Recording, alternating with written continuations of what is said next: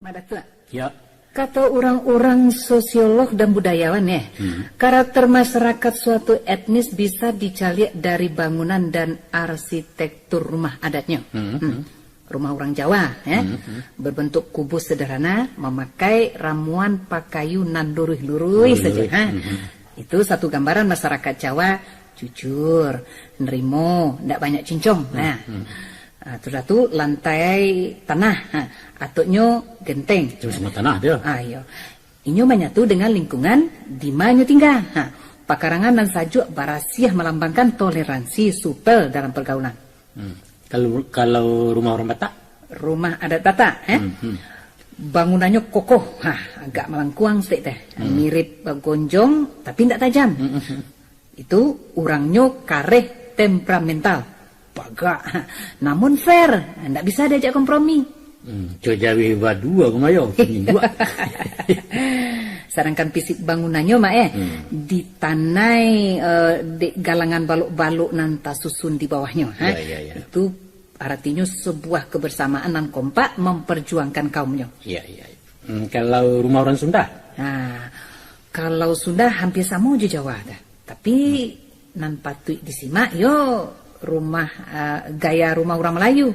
Lalu kaunya. Nah, etnis Melayu punya rumah pangguang, lantainya jauh dari tanah. Maknanya? Indak pamicayo jo orang lain dan congkak panggadang diri panggadang kepala nama tu mak. Indak paralu data perumahan kok tanah tertinggi tegak dikari betul. Atu nama balua nama tu mak. Balua pasang kayu nan panjang artinya tidak proporsional. Right or wrong my family. Li jale nama artinya. Salah jawabana tak bakaji. Nanti awak lalukan dulu. Tu jendelanya cie lah mak, sampi lah itu. Tertutup dalam pergaulan gitu. Nah, betul mak. Fanatik. Mudah berbuat sangko, pembingi bagai. Tu suko melihat orang susah. SMS, tahu mak SMS tu? Susah melihat orang senang, senang melihat orang susah. Kini giliran awak. Mak. Apa kajian orang tentang rumah begonjong awak? Nah, kita nampak yang parah mak. Apa parahnya? Tiang nan bapijak di atas sandi, menandakan orang awak indak baprinsip guyah dalam pendirian. Tagak bangunannya indak vertikal, kucui ke bawah.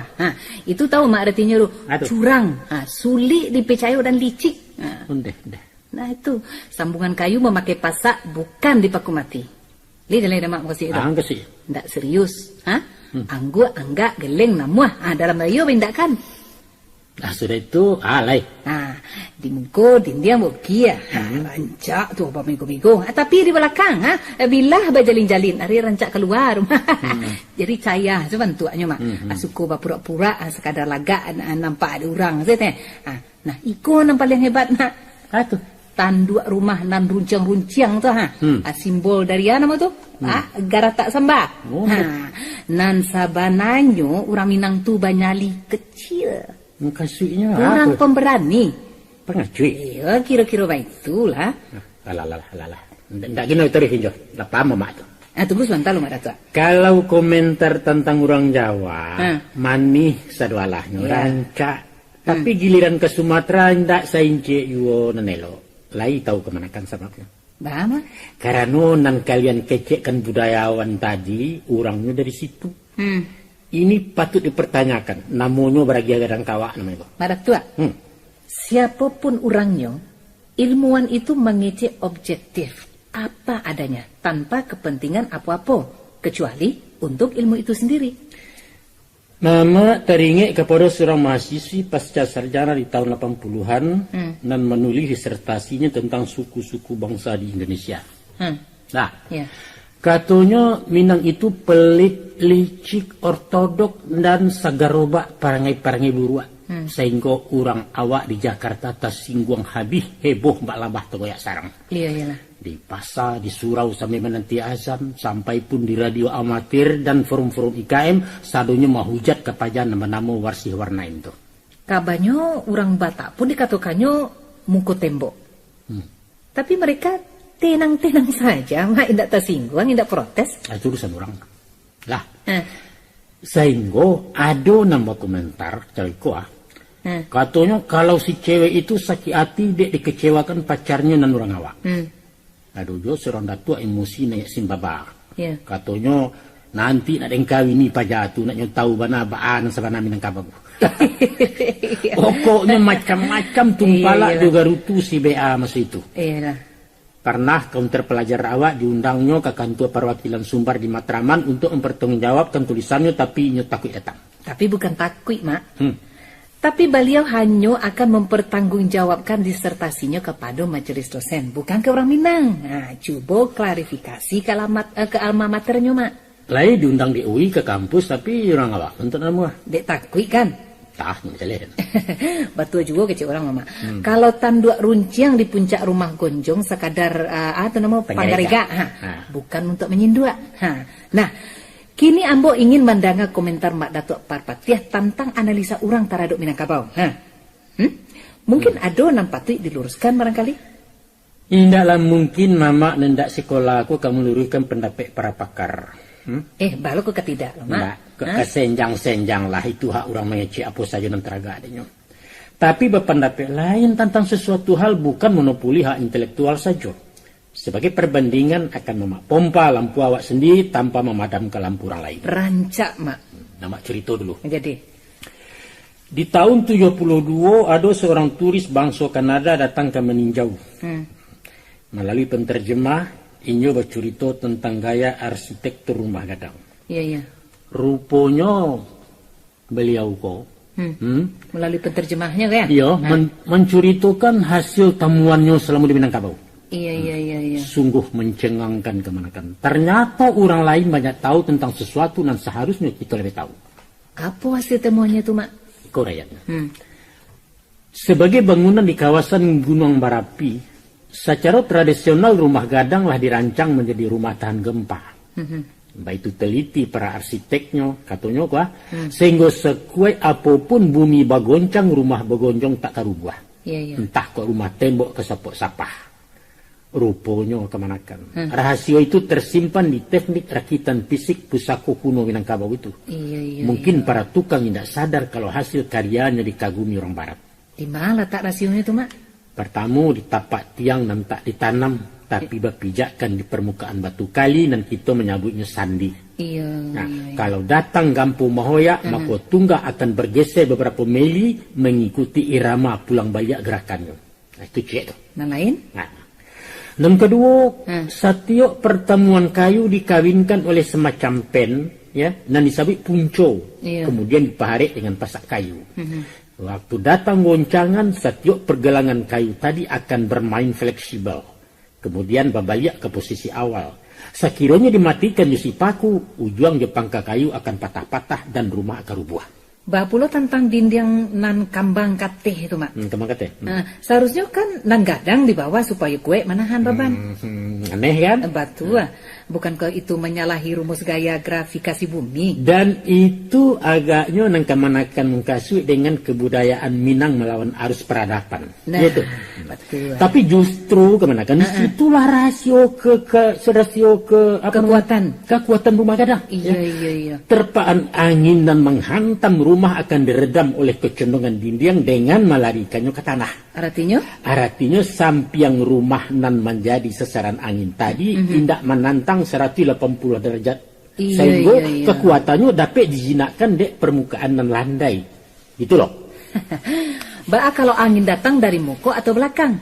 Kok malu keserunya kok, Mak? Sakancang-kancang angin hanya akan numpang liwat bahaya luli ketanggua. Muka suitnya? Sisi muka rumah gadang mempunyai banyak jendela pakai angin lalu. Kemudian akan dikeluarkan lewat lubang-lubang bilah dan bersusun di sisi belakang. Nah, kalau angin puyuh nama menyerang dari bawah, balu tuh. Ada barisan sasa atau pagar bambu di kolong dan berfungsi untuk memecah angin. Aku datang dari teh. Atau ini kan juga. Bukan genteng atau seng. Iya. Pun akan menghisap angin lewat ruang pori-pori di sepanjang permukaan ato. Oh, baik itu ya, Mak. Nah, hebat enggak orang Minang yang kontroversial? Tapi apa manfaat tanduk naruncang di bubuang rumah tu, Mak? Apa hanya sebagai seni pemanis? Bukan hanya pertimbangan seni kebanyakan, tapi puncak-puncak lancip menjulang itu berfungsi sebagai penyeimbang barik bangunan. Penyeimbang mukasinya? Pernah ndak kemanakan menonton pemain akrobat meniti tali terantang di udara? Pernah. Baa posisi kedua tangannya selalu meniti? Apa di pangkunya di dado atau dilipeknya ke belakang? Dirantangkannya lawe-lawe serupa sayo. Nah, itu gunanya apa? Untuk menjaga stabilitas tubuhnya agar tetap di tengah. Tanpa itu orang takkan keselamai kesubarang. Artinya bersifat hati-hati, Maya. Hati-hati sekaligus Iya. kebijakan, taktik dan kiat mencari solusi. Pandai bertenggang di narumi, bijak melangkah di cupiang. Itulah inyo Minangkabau. Pintu jo tingkuk baliri sepanjang badan rumah gadang ya. Sedangkan di belakang batu ti abi. Betul. Itu isyarat dari penghuninya yang suka menampuang. Tapi anggan mengeluarkan. Sampili, ceke, pelit kecil orang sebarang. Sia mengatakan Nura Minang pelit. Kenyataannya memang baik tuh, Mak. Tiba orang minta sedekah mengucapkan Assalamualaikum. Bukannya dijawab Waalaikumsalam, tapi maaf dulu. Orang tua tuh, Mak. Kok datang penitia minta sumbangan, ge? Banyak, tanya banyak selitia. Untuk aku banyak namanya orang-orang ge awak ge. Amalayang 1000 karateh lusuah tuh. Lalu lusuah tuh aku memang indak boleh banyak tanyo. Banyak tanyo. Para lu basudi basiase jora mengapi mak minta sumbangan sebab banyak orang ciluah menjual kamu. Katanya untuk pesantren lah, untuk anak yatim lah, panti jompo segala macam. Padahal loncong masuk sakunya surang. Baik tujuh jo pengemis nan siai gadang berdago, mau untuk nampuan kentangan tak perlu dia tuh. Kurang pamaleh. Tapi Mak, itu namanya label Padang Pelit. Kan ada orang Padang kecil orang Padang Pelit. Itu rupanya lama lagi orang awak, terutama di perantauan. Iko manu basamo, Mak. Terlepas dari sifat orang per orang, sabananya orang awak tuh bukan termasuk kategori sampili, tapi bareto. Samo itu, Mak. Ndak lain. Ndak mah. Teliti dengan pengeluaran supaya berimbang dengan pemasukan, serta menghindarkan hal-hal yang bersifat mubazir dan boros. Itu caranya berpikir. Bukan sok sosial haruk pujian, bukan. Pepatah mengatakan babuek bayak pada padui babuek buruak sekali jangan. Coliek kemanakan. Dimanapun orang awak merantau pasti membangun musaji minimal musalah. 100% swadaya indak menghalalkan indak mandalkan pihak luar. Walaupun indak menolak. Konon pula di kampung halaman sendiri di setiap rumah gadang lamo baliri ampek buah rangkiang salah satunya bernama Stinjau Lawi. Itu khusus diperuntukkan kepada musafir nan terlantar dari Jawa. Lain di orang lain macam tu. Kalau begitu apa makna dari rumah banyak jendela tu, Mak? Selain dari manfaat sirkulasi udara yang cukui, itu menandakan orang Minang balam laweh berpadang lapang. Luas wawasan berpandangan jauh ke depan. Coba perhatikan. Untuk ramuan rumah gonjong dipakai dari berbagai ukuran dan bentuk kayu. Sakare dak ada nan tuang. Nan panjang, nan laweh, nan bule, nan lurus, sadunya pegunung. Kok nan singke untuk nak janjang, nan sajangka ambil ke pasar, sampai pun nalantiak bungkuak malangkuang terpakai ke bingkai tulang bubungan. Artinya apa? Artinya memanfaatkan semua potensi demi kebersamaan di masyarakat. Setiap urusan diserahkan kepada ahlinya. Termasuk mempergunakan kayu bengkok, Mak. Untuk mengantisipasi copet, keamanan diserahkan ke tukang copet. Itu namanya mempertaruhkan atak kemanci itu, Mama. Indah. Ada. Ko ado jo nang tagagaw kani copet beliau tangkok dulu. Dan secara kejiwaan, biasanya orang nalah diberi kepercayaan akan berdibebani oleh rasa tanggung jawab. Walaupun tukang copet. Jangan meremehkan orang. Mereka pun manusia dan punya hati nurani. Malah ada kalaunya orang-orang terhormat dan berpendidikan dan tak menaruh nurani. Orang macam itu maliang bukan untuk iduit, tapi memang iduit untuk maliang. Baiklah, Mak. Tapi tentang Minang pengacui Mak. Mak Datuk yang dapat melak kah? Alun ado sejarah Minangkabau manang perang. Tiok bajua, tiok kalah. Sajak mojo pai dulu Mak. Tiang bungkuak terakhir jo peri-peri pun keok. Pengacui kan? Ayo. Bukan pengacui. Atau Mak. Memang awak tu bukan bansu pacaka. Pacaka indah tapi dicakai orang. Di medan perang fisik, kita bukan ahlinya, itu diakui itu. Karena orang Minang menyelesaikan setiap persoalan dengan otak, bukan dengan otot. Nagari ko ditagakkan bukannya senjata, malah mustahil Mariam dilawan disuligi talang berancuang. Bangsa Indonesia manang di meja perundingan. Silahkan tanya sejarah. Diplomat dari mana berundiang kalau bukan putra-putra terbaik Minangkabau? Coba. Akibat orang Mojopahit indak mangkus kecil orang sebarang hijau diplomasi indak mempan deh. Nak mempan kita diparangi hijau senjata. Akhirnya kalah dan dijajah. Tidak pernah Minangkabau dijajah Mojopahit. Buktinya Aditya Warman berkuasa di Pagaruyang sampai kambang keturunannya, Mak. Panglima Aditya Warman diutus di Gajah Mada menguasai Minangkabau sebagai realisasi Sumpah Palapa. Namun dengan ketajaman politik lunak, Panglima itu diangkat jadi Sumando lalu disuruh membangun kerajaan baru di Pagaruyang. Sesudah Inyo Marasolah Gadang, diputihkannya lah hubungan diplomatik hingga samangnya di Jawa Timur. Minangkabau dilebur dalam Pagaruyang? Enggak. Minangkabau tetap diperintah Datuk Parpati dan Sabatang dari Pariangan Padang Panjang. Dan wilayah kekuasaan Pagaruyang etan ke Tanah Rantau. Apa rantau itu bukan Minangkabau juga, Mak Datuk? Pada awalnya enggak. Kemudian baru disebut alam Minangkabau, artinya Minangkabau Raya.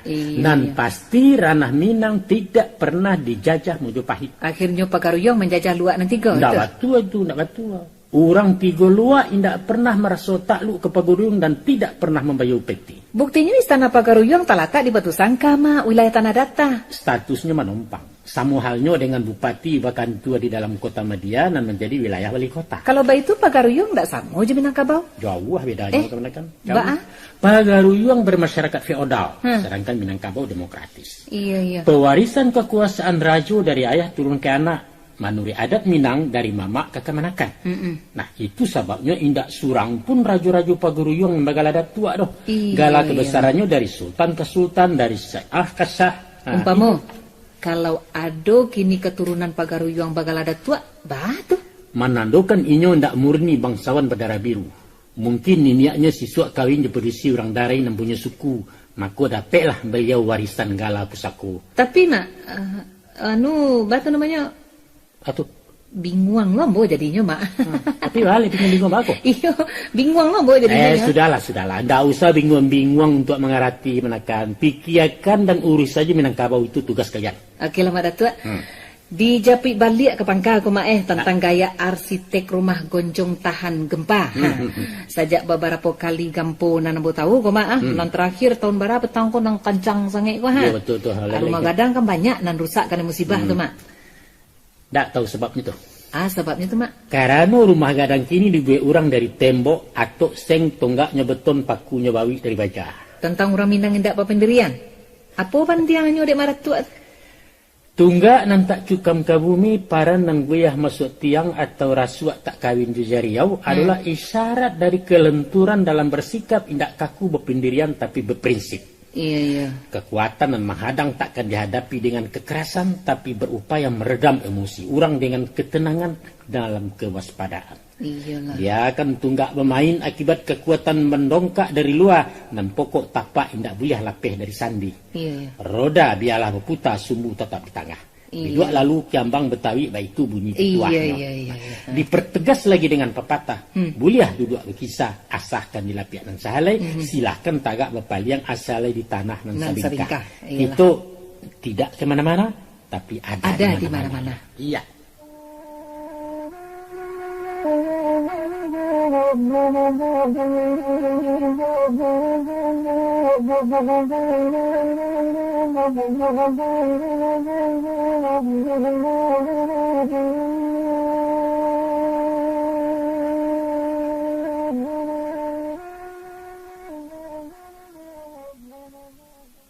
Ada satu kelaziman bagi kaum bangsawan untuk menganugerahkan gelar kehormatan kepada orang-orang tertentu, Mama. Baik itu nanti jadi di Kesultanan Jogja, baik itu di Malaysia dan baik itu juga di beberapa negara Eropa semacam Inggris dan lain-lain. Akhir-akhir kok masyarakat Minang pun nampaknya berlomba magia gala adat kepada orang-orang yang dianggap menaikkan pamor Minangkabau, Tapi nampaknya kegiatanku mengundang pro dan kontra. Itu pasti tenak, Mak. Dengan berbagai komentar. Nah, dalam ko adu dua soalnya nan sabananya, Mak.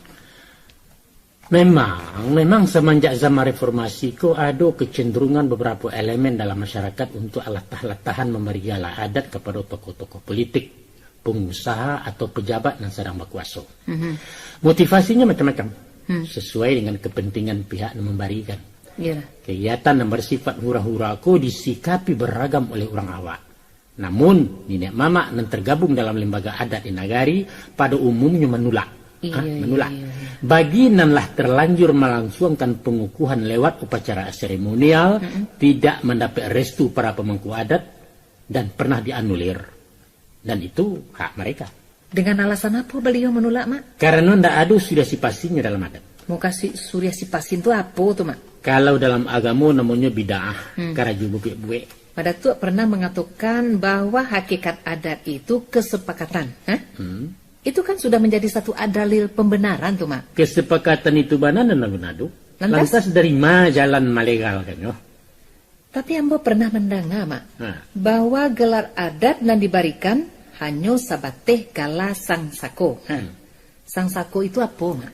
Ya, gelar anugerah itu. Atau katakanlah datuk tituler. Kalau hanya sekadar gala ica-ica, ya apa salahnya? Macam kok kebenakan. Lebih dulu kita lagi batasan dalam topik pembicaraan. Batasan makasihnya? Nah, bahwa penolakan nenek mama itu adalah gala datua kepada orang-orang di luar Minang yang tak punya sako. Lah. Nah, sako istilah apa pula tuh, Mak, sako? Sako itu artinya tali nasab menurut adat atau jalur keturunan dari garis keibuan.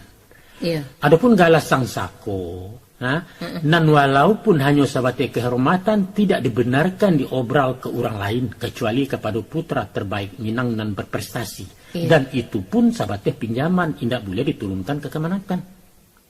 Apa saja kriteria pemberian gelar kehormatan tuh, Mak? Antara lain bajaso mengharumkan nama suku atau negara yasanya. Sompamanya. Buya Nasir dibagi gala sang sako Datuk Sinoro Panjang dek orang Cenago di meninjau. Pak Bakhtiar Khamsah. Bakhtiar Khamsah dianugerahi pulau gala datuk oleh suku Piliang sebablah membanggakan negeri Baiba. Di zaman penjajah di Suliaya pernah diberikan gala datuk sang sako kepada Namu Mahyudin dan kemudian bagala datuk Sultan Maharajo. Ateh jasa-jasa beliau di bidang hukum. Dan Pak Hatta. Nah, walaupun leluhur ibunya berasal dari Jawa, tapi lah malakuk ke salah satu suku di Kurai Ampek Jorong. Beliau dianugerahi gelar Datuk Bapak Yuang Ameh. Dan lain kan masih banyak tokoh-tokoh Minang, kok tidak diagi ya, Mak? Istilah gala sang sako tidak dikenal menyeluruh di Minangkabau. Begitu, Mak. Untuk kemanakan ketahui bahwa Sentot Ali Basha, panglima perang di Penigoro dan diangkut Bulando melawan Padri dan kemudian membelot sehingga dibuang ke Bengkulu, berjasa besar terhadap perjuangan anak Minang. Tapi beliau tidak pernah dianugerahi gelar adat. Begitu, Mak. Nah, ya gitulah, karena memang tidak dikenal seluruh Minangkabau.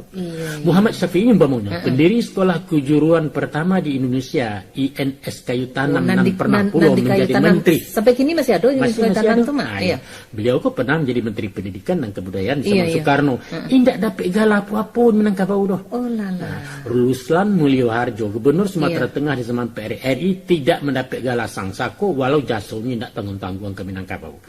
Itu pun putra Batak nama-nama Herman Sihombing. Tahu tidak Herman Sihombing kok? Seorang ahli hukum adat Minangkabau, dosen dan pengacara di era tahun 70-an. Juga tidak dia gagal adat. Kalau baik itu memang batu aja tuduhan orang, Mak. Bahasa orang awak memang sampili karyang. Kecuali kalau ada nanti ingin membeli mahal ke. Harago bisa berdamai. Kan batu itu Mak Datuk. Diminta indak makan lagi di Bali, indak makan juga. Banyak kasus kalau orang mempajua balikan gala datuk, Mak. Tapi jual bali batal karena tak ada tekenan nenek mama, bukan? Buktinya? Itu buktinya. Di satu negari di luar agam, ya, namun tidak kita sabut, tidak saya sabut namanya. Nenek mama orang si Kumbang memberi gala datuk ke orang Sumandonyo dari Makassar, tapi tidak diakuikan. Nah, piti habis orang mencibia Tamanuang beliau kan di panggungan. Lah, ada pula di luar tanah data tidak perlu tahu negarinya doh. Bako memberi gala datuk ke anak pisang dan asli Kalimantan. Tidak ada PSK dari penghulu di nagari walaupun lah habis-habisan keluar pitih. Tapi kemenakan ada pula orang yang tahu diri. Tuh mak. Seorang pengusaha besar ibu kota namanya Setiawan Jodi. Tadanga adiknya orang heboh-heboh mempersoalkan keabsahannya menerima galah sang sako. Maka dengan halus beliau menolak. Katanya. Katanya mak. Silahkan dimatangkan dulu lah. Kalau sudah sepakat saya terima kehormatan itu. Itu baru orang cedek pandai dan arif bijaksana. Ini tidak orang awak itu Iya, tapi mengko sakaku tu bana nenek mama kita jaturan tu mak. Ya kalau sekedar gala tanpa kekuasaan ya apa salahnya? Gala Datu adalah gala tertinggi di Minangkabau. Betul. Itu tak bisa digagi ya. Iya. Seperti halnya di Jogja, gelar Sultan tidak pernah dianugerahkan kepada siapapun kecuali gelar Raden Karaden. Nah, kita pun gala di bawah-bawah seperti Malin pernah, pernah diberikan kepada seorang pimpinan partai berjawa. Iya. Boleh. Sutaraja Sempono Sutaraja Sempono diberikan warga Minang Bekasi kepada wali kotanya. Problem. Iya. Itu pun imbauan mesra kepada beberapa orang gubernur DKI yang udah Pranolo, udah Prapto, Mama Tioso. Ya monggo silakan saja, rapopo. Kaum kami pun pernah memberikan gelar kehormatan ke salah seorang menantu dari Madura. Kami galai tanpa limo. Iya. Bukan main, gadang hatinya. Waktu dia tahu bahwa Palimo itu artinya panglima perang, sedangkan pangkatnya baru sersan mayor. Jadi ya itulah. Gala Datuk pernah diberikan kepada seorang politikus dan ketua partai terkenal kelahiran Bangka. Bang kok bisa tuh mak? Ya konon kabarnya beliau asli dari Bangkinang suku Melayu. Nenek moyangnya lah lama merantau ke Bangka. Jadi gala itu sah turunan saku orang Melayu diberikan kaumnya kayaknya. Kok bangsawan dari Palembang batagak datuk di Barang Panjang batu mak? Ya katanya, tapi ambo tak tahu pasti lah. Bahwa anduang-anduangnya siswa berasal dari Batipuah suku Sikumbang. Sesudah tabanam 100 tahun beliau datang membangkit dan memikul gala datuk Basa Batuah. Antayun tenda ambo tak tahu lah. Sajak sesudah dilantik, ala berapa kali datuk Palembang kita tuh menyilau anak kemanakannya ke Batipuah mak? Itu nak perlu dah ya. Bang, mak. Nan pokok ya, pengulu awak orang hebat. Ikut dan diambil orang tuanya. Kok ndak tahu bagai awak antilah. Aduh cerita anekdot tentang beliau kok. Nak kan? Jadi ceritanya tuh mak. Jadi waktu merantang panjang gala datuk Basa Batuah di istana Peguruyuang nan tabaka tumbari baduyun lah hadir nyak mama papakaian kebesaran datuk. Iya. Dek tim security di pintu masuk preso pinggang nyak mama. Jadi ada jo kok mambok senjata tajam sadona membawa kari mesti diletakkan di meja keamanan sebab siapapun tidak berkenan membawa senjata tajam ke dalam. Maka balunggualah kari-kari pusako dari macam bantuan dan ukuran. Tentu tidak langkolai pakaian panggulu ke ruang upacara itu mak. Itulah masalahnya pihak. Dek takui di preso tentara tapaso patuah menanggalkan kari di pinggang.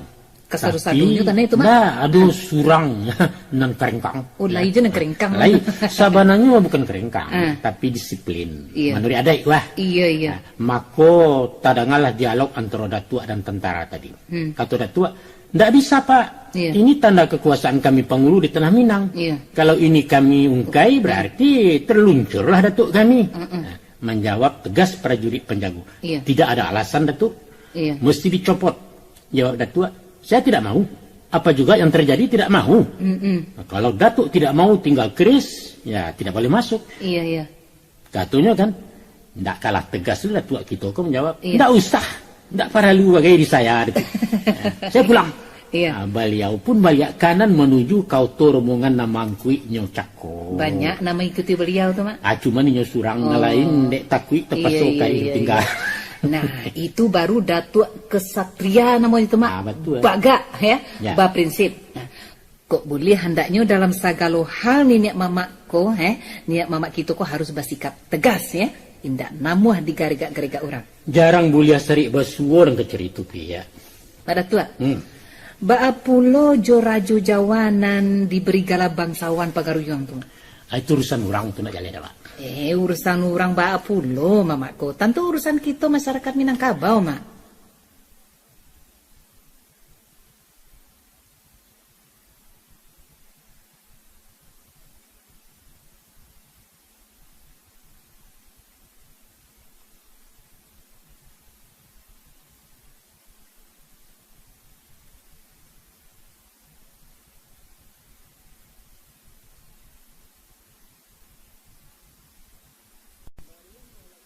Pemberian Gala ke Raja Jawa, ke Gubernur Jambi atau ke 9 putra Minang terhebat masa kini, itu haknya bangsawan Pagaruyuang. Gala yang diberikan adalah gala bangsawan, bukan gala adat. Dan memberikan gala kan pucuk adat, Mak. Pucuk adat versi Rajo-Rajo, bukan pucuk adat Minangkabau. Pucuk adat Minangkabau itu siapa, Mak? Bukan perseorangan, tapi lembaga, yaitu LKAM, Lembaga Kerapatan Adat Alam Minangkabau Provinsi nan berkedudukan di Padang. Atau dulu namanya SAM, SAAM, Syarikat Adat Alam Minangkabau. Nan didirikan tahun Sabaleh. Nah, tahun 37 berubah nama menjadi MTKAM, Majelis Tinggi Kerapatan Adat Alam Minangkabau. Karena pimpinannya terlibat PRRI, maka MTKAM dibubarkan tahun 58, baru kemudian Orde Baru mendirikan LKAM tahun 66 sampai kini.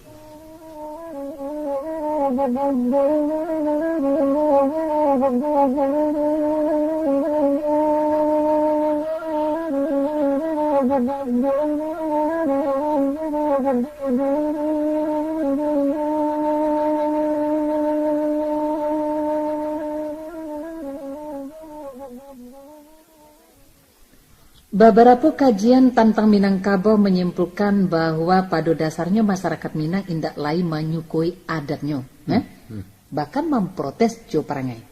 Baik itu pendapat orang di luar maupun di dalam komunitas Minangkabau sendiri. Nah, salah satu indikasi paling menonjol adalah dengan kebiasaan merantau. Iya, didorong oleh motivasi memerdekakan diri dari kungkuangan adai. Mereka lari ke luar Minang. Sahabat di rantau bebas mendirikan kedaulatan rumah tangga tanpa intervensi pihak lain. Dan ambo sapandapik dengan itu, Maratua.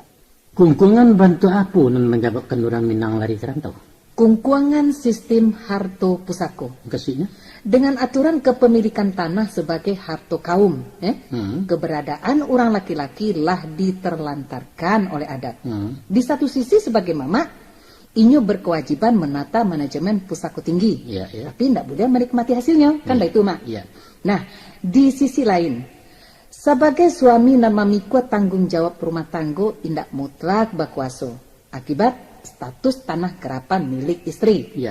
Maka laki-laki merasa hak kepemimpinannya dikebiri oleh adat. Seakan-akan inyo disuruh bacakak dalam keadaan papasuang. Bantu itu, Mak. Tapi adat kan tidak pernah membatasi kepemilikan orang laki-laki. Peluang untuk memiliki secara pribadi dikunci arek. Itu tidak adil, Mak. Bisa saja mencari nafkah di luar harta pusako. Nah, umpamanya? Ya, menjadi buruh tani bagaimana umpamanya? Di Minangkabau kok tidak ada tuan tanah macam di tampik lain, Mak. Jadilah. Mama memahami pendapat nan mengatakan motivasi merantau ulah dari sistem pusako tinggi. Mama akui kan? Tunggu dulu, kemenakan.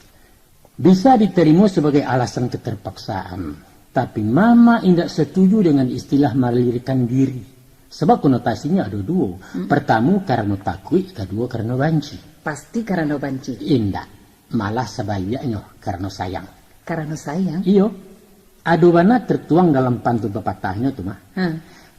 Bunyinya, jarang-jarang tunggakan jaguang nak tampak puyuh balari, adang-adang tinggalkan kampung baik itu sayang tenagari.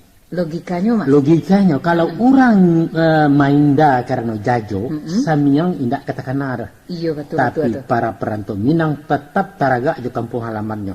Tambah jauh, tambah mendayo, makin lama, makin merindu.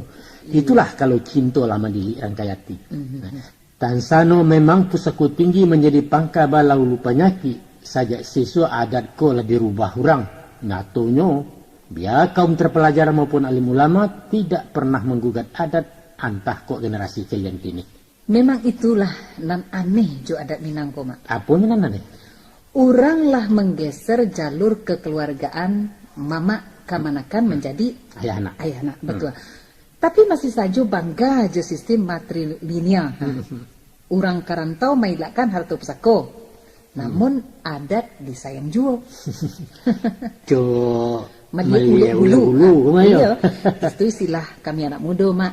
Benci tapi rindu. Yo. Ogah tapi mau. Nah itu. Apa itu nan dikatakan munafik, Mak? Bukan munafik. Nah lalu? Itulah tuahnya Minangkabau.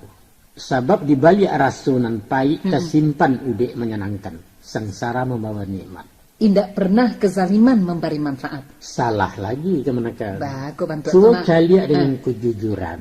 Paling tidak ada 3 manfaat terselubung dari aturan adat. Yang pertama, harta komunal milik bersama lah mengkondisikan pemerataan kekayaan orang Minang. Dan kayo indak terlampau mewah dan bangsa indak melarai ame. Yeah. Semiskin-miskin orang Minang pasti punya harta walaupun seketik. Dan punya rumah biarpun dangau. Betul. Nah, Mbak Kato kemanakan tadi, di Siko tidak dikenal kekuasaan tuan tanah macam di Jawa. Iya, iya. Dan sano harato kaum mulia dipindahin tangankan ke orang lain, lalamu Minangkabau ko tandeh di borong Cino orang kalian. Nah, makanya bersyukurlah kalian kini masih mewarisi harato peninggalan yang coliek daerah lain. Penduduk aslinya talantiang tetapi ulah dia menjual je menggadai. Serupa Pasaman kini ya mak ya. Pasaman baik tujuh Darmasraya dan pesisir selatan lah dijarah orang. Dikhawatirkan pai kumbuh pun lah mulai diserbu pulau. Kalau nenek mamaknya ndak waspada dari kini nanti ketinggal batang punya limau katehnya lari bundek pindalu. Di mana salahnya tuh mak datua? Bukan salah aja namanya cuki ya. Salah barombong nala rompak masih ala tabe duitnya. Baru 2 nama mak baca. Nah ketiga apa tuh mak? Nah itu yang menjadi materi perbincangan kita kan. Tapi bahwa dengan tidak diberikannya kepemilikan mutlak dan adanya larangan memperjualbelikan harta adat, maka termotivasilah masyarakat untuk mencari lapangan hidup alternatif di luar tani. Orang berinisiatif melepaskan diri dari ketergantungan kepada tanah. Sebab luas lahan tidak sebanding dengan percepatan populasi penduduk. Dan solusi paling tepat untuk menjawab tantangan adalah meninggalkan kampung. Tanah rantau galanggang untuk berpacu. Mahadu nasib di dunia dagang menjadi tukang, seniman, guru, home industri, dan penjual jasa dan beragam. Coba bayangkan, apa jadinya kalau anak nagari basasak tinggal di kampung sementara lapangan pencarian semakin sempit. Akan terjadi gejolak sosial akibat lubuk ketek buaya banyak. Satu kondisi dan akan mengguyahkan simpul-simpul kekerabatan Minangkabau. Jadi orang Minang merantau bukan pai marintak membau dandam mak? Itu nan mamak sabut tadi. Ulah dek cinta jenagari berpisah dulu sementara. Bahamburan keluar rumah. Bahamburan keluar rumah nan tabaka bukan sekadar menyelamatkan diri surang-surang, tapi mencari ayah kepenyiram jam sampai ngangih kesadonyo. Jadi abu ya? Nah, jadi abu kesadonyo kalau tidak capek disiram. Itulah bandiangan mamak taradok latar belakang Minang merantau bukan suatu bentuk protes kepada adat. Tadi mama menyebutkan bahwa dek sayang ibu aja kampung berpisah dulu sementara. Iya. Apa muka suinya tuh mak? Pergi untuk kembali. Itulah moto orang Minang merantau. Atau dalam ungkapan klasiknya dikatakan bak parian disandang kaya, kapai madok kapulang, kapulang madok kapai. Muka suinya mak? Nah, muka suinya keseimbangan antara kampung dan rantau. Sama ditenggang keduanya. Usah dia lama di rantau lah lupa negari asa.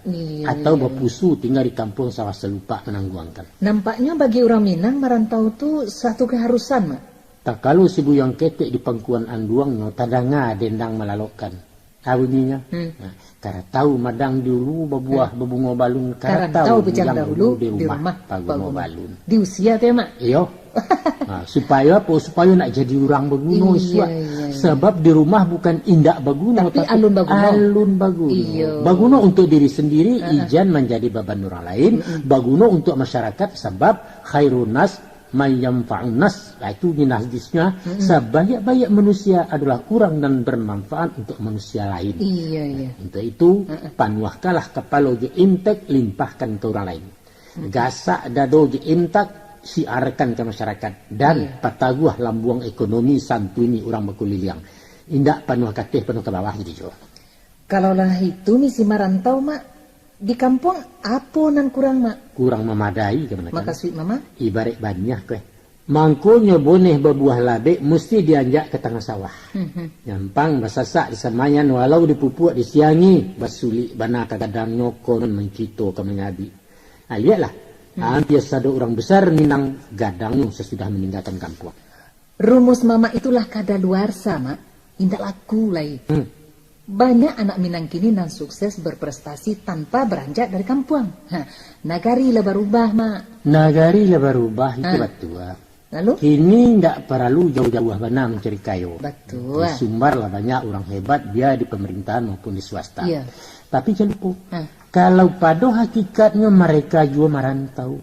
Merantau dalam artian hijrah dari sistem tanah pusako. Seperti di awal pembicaraan kita tadi, bahwa faktor pemicu orang Minang merantau adalah memberontak. Ya dalam tanda kutip, memberontak terhadap kungkungan adat. Mereka melapihkan diri dari lingkaran harta kaum. Biarpun menggalih ketek-ketek, tapi ini olah tinggal aja keluarga di pondok seo, bukan di rumah gadang ya kaum. Indak musi ada pusako, jangankan menuntut hasil sawah, malah membantu rusana yang di kampung. Mungkasih mama, inyo merantau walau di kampung. Betul. Karena apa? Karena mandiri di merdeka. Iyalah. Sabaliaknya mereka nan bagantuang ke pusako, biarpun tinggal di Betawi, itu namanya bukan merantau tapi betanang lalu ke negeri orang. Tapi dibanding dengan pesan merantau yang merupakan fatwa adat tadi yaitu kadang-kadang tinggalkan kampung, baik itu sayang jenagari. Betul. Maka kenyataan yang nampak kini, mereka lah menjadi pengkhianat ajaran nenek moyang. Patut dihukum, Mak. Pengkhianat balagunya kok. Ba'a indak, Mak. Walau perantau jauh maupun lokal indak lai pulang-pulang, lah merantau Cino kecil orang paling mencungkuk sekali 5 tahun. Itu pun serupa piknik lah. Lalu di hotel, seminggu lah balik. Apa itu tanda sayang di negari? Adapun pasan dalam merantau tadi, indak hanya pulang secara fisik, bisa juga pulang dalam bentuk lain. Kok indak batang tubuh langkah cowok, bantuan kirimkan dulu. Apa itu bantuan material maupun ide, atau setidaknya doa dan perhatian sebagai tanda cinta ke kampung halaman. Itu punlah langkah bana, Mak. Kok lai beliau menyumbang tapi sifatnya tendensius. Umpamanya, maharuk dukungan untuk pilkada atau caleg. Serpuk ini. Mencari tuah dengan membagi-bagikan zakat atau dagang korban. Sampuak surang. Betul. Atau langit, atau orang narimo, nak tahu di belakang apa mau kasih nak tertentu kan. Atau berkirim apa namanya? Simin enggak limosa ke. Beliau bekolah satu lu mitong-mitong memotong pita begitu. Simin di sumbangan mau limosanya satu lu memotong pita. Apa doa tenaga kotoroi masyarakat kampung enggak bisa dinilai jepiti. Taruhlah, tapi label pengkhianat dari kemenakan tadi overdosis. Mama tak terima itu. Tolong Mama pertimbangkan. Awalnya tak kalau kabajalan ke tanah rantau. Niatnya lah menyimpang dengan melawan aturan adat. Sesudah berjuang dan berhasil, tidak takkan pulang lagi. Katandu sayang ju ibu kan. Kok sekali-sekali pulang anak bini hanya pai demonstrasi kekayaan Wah, dia nutu dia lah rancak. Wah, kalau kami dia kalau panu lah bentuk toko kami berjalan curang ana menimbulkan kecemburuan sosial bahkan indak orang kasali ke pai ibu ini kan. Hanya kami ni sepanjang badan aiko nana mau kasihkan do pengkhianat tadi itu Mak. Jadi kok pengkhianat balik. Yo patut diberi sanksi. Sanksinya? Yo baskor lah jadi orang Minang. Caranya? Sebelum merubah sikap segala hak dan kewajibannya dalam adat ditangguhkan. Artinya para perantau itu dilarang pulang ke kampung dan putih haknya disaku dan pusako. Rancak benar. Kalau itu namanya pihak malaci kudu menajun. Sedangkan indak dilarangnya sagan pulang, emangnya gue pikirin. Ya, apa boleh buat? Cara itu bukan mendidik, tapi pemusnahan namanya. Berpikirlah jernih, proporsional, dan objektif sebagai jati diri orang terpelajar macam kemenakan. Tapi sebaliknya harapan kami, Mak ya. Hendaknya para pemangku adat bersikap proaktif, ya. Tidak hanya gilo mengaluh aja mengalah. Macam kok. Kalaupun ada sesuatu yang dianggap senjang dan menyimpang, mari kita benahi dengan cara yang bijak dan santun. Sesuai dengan prinsip ajaran Minang itu sendiri, nak elok diperancak, nan buruak dipeloi. Nah, indak tukang membuang kayu doh, nan bungkuak dirawi, jaitongan nan cangklah cek tuak jo mufakai, tantang nalamah laki biai. Baik tu muni pepatah. Kok coiko baannya Mak? Balai. Tolong dek lembaga adat merumuskan undang-undangnya, supaya dibantu formasi perangkat adat di perantauan. Gunanya? Ya untuk membina masyarakat adat kita nan di luar Minangkabau. Alun paralu. Penting Pak Datuk. Kalau ndak baik itu, dari mana generasi muda perantau mendapat informasi tentang adat istiadat? Kan ada nenek mama nan di rantau. Malah di beberapa negari banyaklah penghulunya tinggal di luar dibanding dengan tetap di negari. Tapi ndak memenuhi harapan, ya. Tidak berfungsi, Mak. Ya, itu nan akan difungsikan. Sulit, Mak, sulit. Mbak sulit. Datuk-datuk kita nan di rantau indak menggari, itu Mak tak tahu sebabnya. Nawa itu beliau kajadi datuk bukan nak maurih anak kemenakan, tapi sekadar memenuhi ambisi sosial. Untuk ada Mak ya. Nah itu dengan julukan nan gadang besar. Nah itu untuk pelengkap deretan titel di belakang namanya. Hanya itu. Indak sadonyo. Indak kasadonyo. Malah ada satu negari termaju di ranah dan di rantau, pengurus lembaga adatnya berdomisili di Jakarta. Lancar, efektif, dan sukses. Artinya mau di kampung dari rantau? Iya itu. Iya kok lah itu ya. Patut ditauladani di negara lain tuh Mama. Namun diharapkan kok Mak, agar para nenek Mama mengambil langkah-langkah terobosan untuk mensinergikan kehidupan beradat dalam gaya modernisasi. Itu penting dan wajib. Dan baik juga sebaliknya, kondisi nenek mama nan menetap di kampung pun harus diberdayakan. Memang selama ku indak berdaya, Mak Datuk? Alun maksimal. Sebabnya? Banyak jawab untuk satu pertanyaan. Salah satunya apa? Indak ada sarana penunjang operasional jabatan pengunduh. Dari figur seorang ratu, anak kemanakan menuntut haknya untuk diayomi. Sementara hak si pemimpin dilecehkan dia orang yang dipimpin. Hak moral atau hak material, Mak? Dua-duanya mesti seimbang balik betimbai. Jangan bak pisau tajam sebalah. Tahu jo hak, tapi tidak tahu jo kewajiban. Itu jelas tidak adil. Iyalah. Nah, bila anak kemanakan memikirkan nasib mamaknya dan percaya memaci amanah, figur datuk itu bukan malaikat kemanakan. Ia punya kebutuhan manusiawi sebagaimana juga Anda. Tapi kabanan amodanga kok Mak ya. Kan ada tuh subsidi untuk kesejahteraan penghulu, dan disabui sawah abuan. Nah itu sawah abuan. Dan kira-kira semacam tanah bengkok di Jawa ada. Iya. Dulu memang ada, tapi kini lah jarang terdengar tuh. Apa ndak bisa didikan balik Mak? Ya bisa saja kali nama. Tapi manolah mungkin penghulu kita lulu pai ke sawah. Sementara kemanakannya jo Honda, jo mobil mewah mencari mama. Bisa juga dengan menghimpun dana abadi kaum disimpan di bank. Nah, taluannya untuk datuk ayamnya tetap punya bersama. Masa pudo datuk awak makan pitih riba, Mak. Ayo kok indah dibuatkan beliau usaha permanen seperti mesin heler gilingan padi umpamanya. Nah, setiap anggota kaum diwajibkan menumbuh keheleran kuda tua. Rancak, Mak. Asalkan induaknya indak didabiah sesudah talunya dikamehi kan ya ambek sunggusan sekali kemanakan ini badi malah curiga. Buktinya sawah abuan nah hilang teh kama apainya kalau bukan jua di penghulu dan sarang berkuasa. Kok itu masalahnya kan bisa saja melalui tim dan secara berkala maudit pembukuannya bisa kan? Indak efektif Mak Datua. Sebab satio ado kuro-kuro pasti dibuat orang anak kunci pembukanya. Kok enggak juga dibuka kan bentuk tuh. Itu mangkonyo koruptor banyak dibebaskan Mak, banyak. Ketahuilah kemenakan bahwa paju penghulu itu ndak basaku poloh. Saku nan tak ado Mak tapi uncang di sampiang tuh. Paiso ada Mak ado dunan basalik-salik. Itu tampe rokok, itu tampe kemenakan, bukan penyimpan pipi. Nan penting menurut ambo ke Mak mencari pribadi penghulu nan jujur, loyal dan punya dedikasi ya.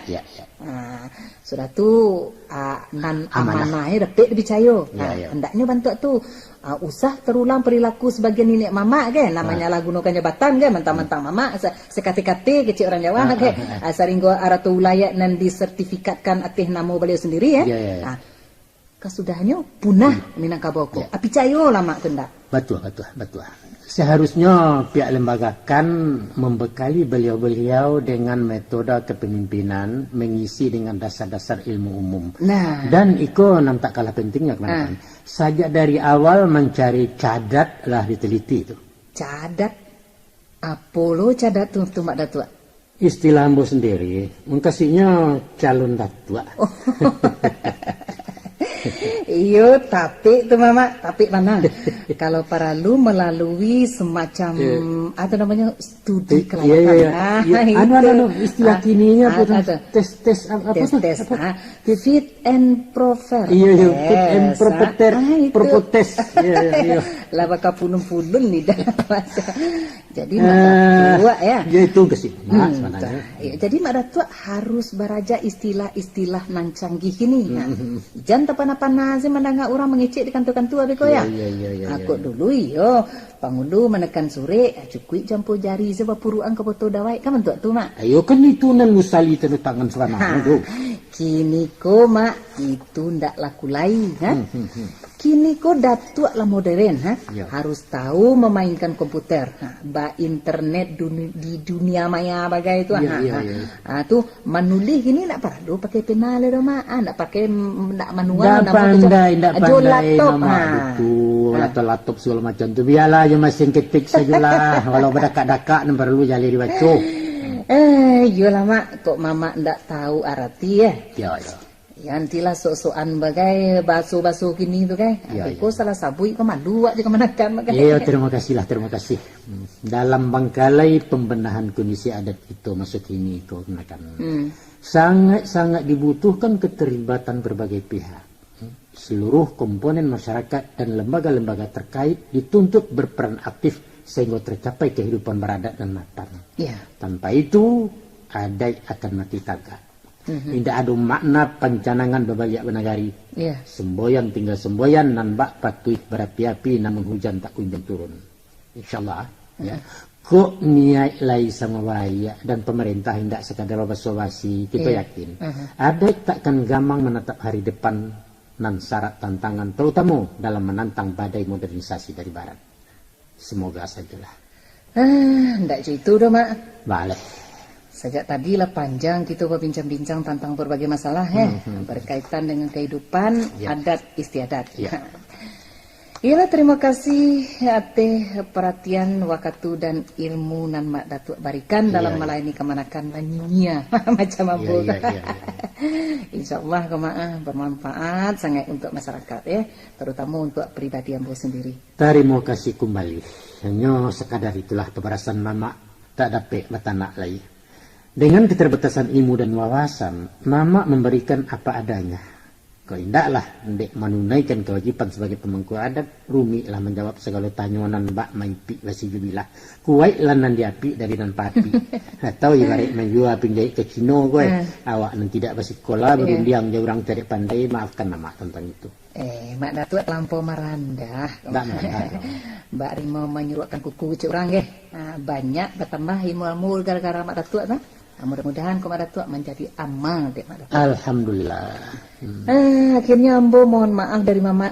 Ya. Dek kancang lari nyoto kau mak. Lupo jetan do rambu-rambu lampu sirah malah sau juga apa tuh ren. Atau dayu mama menurikan. Maafkan ambo. Biasa kemenakan. Namanya oto baru tahun kepatang jalan tol supirnya muda paham lah mama tentang itu. Nantuo kan menanggung ragam. Adek gunung tumpuan kabui, adek taluk timur dan kapa, nan pangka cito semua bayak. Terima kasih mak. Ya. Permisi lambo dulu mak. Jadi. Assalamualaikum. Waalaikumsalam warahmatullahi wabarakatuh.